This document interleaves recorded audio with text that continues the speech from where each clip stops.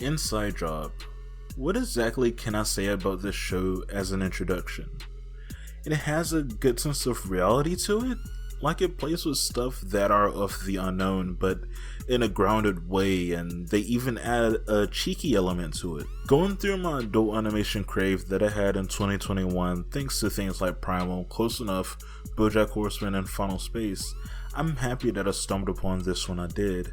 I even rewatched it just now to make this video. Inside Job is a Netflix animated series created by Shion Takeuchi. According to Wikipedia, some of the things that she has worked on and been a part of are Adventure Time, Regular Show, Monsters University, Gravity Falls, and Disenchantment. This show shares a lot of writers and producers that worked on Gravity Falls, including the creator Alex Hirsch. I think even the director worked on BoJack Horseman. So this crew is stacked. With a backlog of great shows and people that are working to create this one, let's see how Shion's show will make me feel. For being the first season, I think it did a really good job by just being very episodic and kind of just setting the groundwork for doing some great storytelling maybe that you could do later on. I see Alex Hirsch as an executive producer of it, which makes me have high hopes for it because, you know, he did Gravity Falls, which was also kind of about a bunch of different conspiracies and stuff that are out in the world. So I do have really high hopes for this, and I didn't necessarily have him at first because I didn't really know he was a part of the Inside Job team. I just kind of clicked on it because, hey, why not? It's a new show on Netflix, I might as well watch it. And thinking about it now, the first season was mostly episodic. It was mainly kind of letting us get familiar with these characters, letting us get familiar with Andre, getting familiar with Reagan, Brett, Gigi, Mike, Glenn, the whole gang. I'm surprised I actually named all of them. It's just letting us get familiar with everybody and letting us know the dynamic between them. Reagan's the leader, kind of a hothead, kind of not, a really big genius, doesn't really know social interaction stuff that well, so you can really know her character just from that description alone. Gigi's the fashionista type of person. I don't really know what else about her character except for that. They didn't really give us any backstory behind any characters besides Reagan and Brett. Brett was the just yes man, kind of happy to be there type of person, and we found out the reasons why, because his childhood was fucking terrible, fucking miserable. How can his childhood be like that? Why did his family just fucking hate him? They didn't disown him. They did the worst thing possible. They just acted like he wasn't there. They didn't even give him the time of day to disown him or let him find a different family and foster home stuff. They just kept him around, but act like he wasn't there. It's terrible. It's so terrible. Andre's a drug head, not necessarily a drug addict. He experiments with a bunch of different drugs, and he is weed. he is Machine Gun Kelly. That's Andre. Glenn's like this stereotypical conservative J-Mash 97 type of character.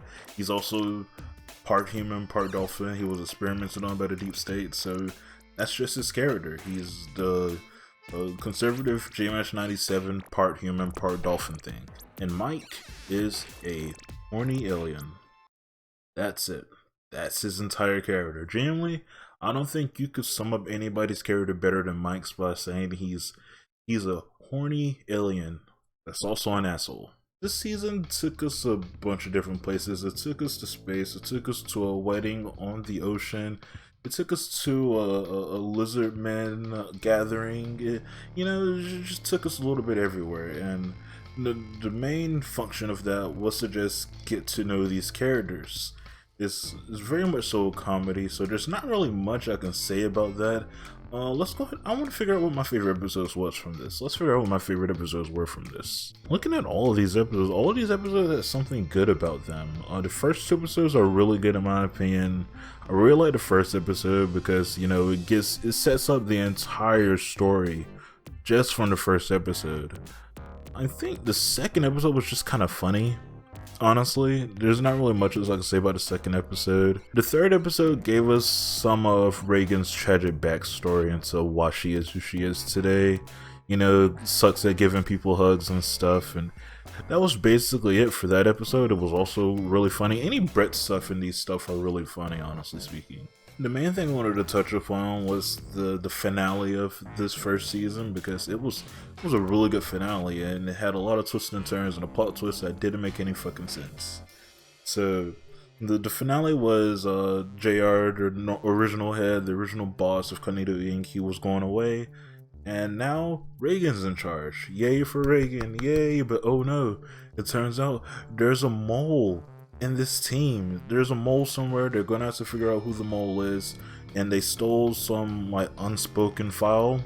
It was literally called the unspoken file, and now it's just a who done it type of thing. Everybody's questioning each other. Everybody's just like having panic stress levels at all-time high. They're trying to figure out who this mole is. They have guns pointing at everybody. They're trying to do a little bit of everything. Reagan even drugged them with truth serum to see who did it, but no one has seemed to done it. Then Reagan's dad drops down out of nowhere. What the fuck is he doing here? Does he have something to do with this? I don't know. And that's the team surely thinks so, because he's the only other person who has access to this place to get the unspoken file. So after, you know, a little bit of brouhaha trying to get to Reagan's dad, plot twist. Big plot twist. Barrow. Fucking Barrow. He is the mole. There's nothing wrong with Barrow being the mole. It's just kind of came out of nowhere. Like, yeah, he was always there in the background. He's always wants Reagan to be happy. But I still think it came out of nowhere, and it was a plot twist kind of unnecessary. So I don't know. I just didn't like the twist. Like, oh, the robot bear did it. Yay. Yay. And his reasoning behind it was fine. He was like, oh, you're always sad, you know, you can't be sad doing your work thing. You wanted to be this Lego astronaut. Like, yeah, I was a fucking kid back then. Like, my only problem is if he was so upset about Reagan being sad and being like stressed about her work environment and the people she hang herself around, did he not think doing this and putting her in panic situations by trying to kill her friends and family would not make her upset? Because this clearly made her upset, and he didn't change protocol or anything. Can he not see that this made her upset? What would he have done after he killed her friends and family to see that she's more devastated than ever before? He would have literally failed at being like what he was created to be. I don't understand it. I genuinely don't. There's a lot of, I don't know, it's just weird. It's just weird. And then there was one more plot twist at the end. Like, why are there so many plot twists on this last episode? The last plot twist at the end, when she's finally got rid of the mole, she could finally start her day at being the boss. And oh no, they decided to change their mind, and they decided to put someone else in charge. Her fucking dad, which she just said to get out of her life completely. And it's, what is season 2 gonna be like?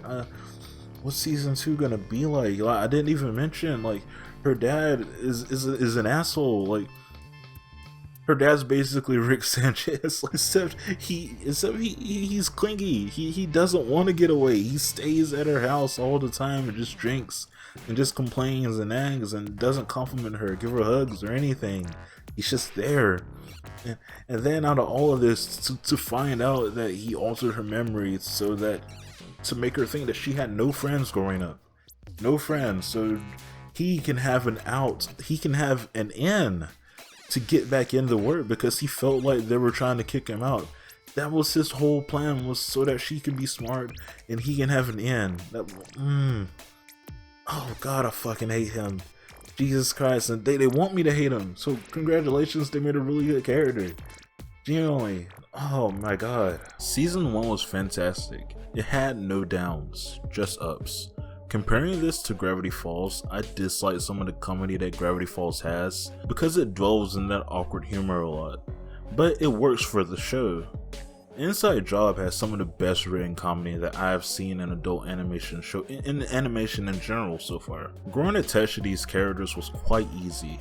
They let us in early with episodic episodes, then before we could get bored, they started giving us bits and pieces of Reagan and Brett's backstory, so we can have something to latch onto while they live their lives. After we became familiar with these characters is when they started to push the story in our faces more. This dealt with the 10 episodes that it had very well. It felt longer than 10 episodes at times to me because of how much we got. I have no idea what to expect from season 2, but the dynamic alone is going to feel very weird now that Rand is in charge instead of Reagan, how it was supposed to be. I hope he at least get what's coming to him sooner than later. If you are wondering if you should check this out and you haven't yet, yes, do it. What are you doing? This might not have been the best thing I saw in 2021, but it was definitely a highlight and something that I could easily rewatch in order to do this video now. But that's basically it. Did you guys like Inside Job? Because I honestly, I really did. You know, out of everything I watched in 2021, this was probably the fourth thing I really liked, maybe the third thing I really enjoyed. I don't know. There's not really much else I can say about that. It's just really good. I don't think I liked it that much at first, but after all, I enjoyed it. Especially towards the end. Like, oh my god, I was so invested towards the end. Either before or right at the episode where they went to the 80s town. That's when it switched for me and I was super invested into it. After that, loved everything that they did. All the character stuff are really good and everything else. It's a really good show with really good characters that put in really decent comedic situations, very sitcom-esque situations. And I'd really like to see where the story goes. Honestly, will it be more serialized going on, more story-like, or will it still continue to be episodic and have an overarching thing that resolves itself towards the end of the season? I'd really like to see what happens. When will the next season come out?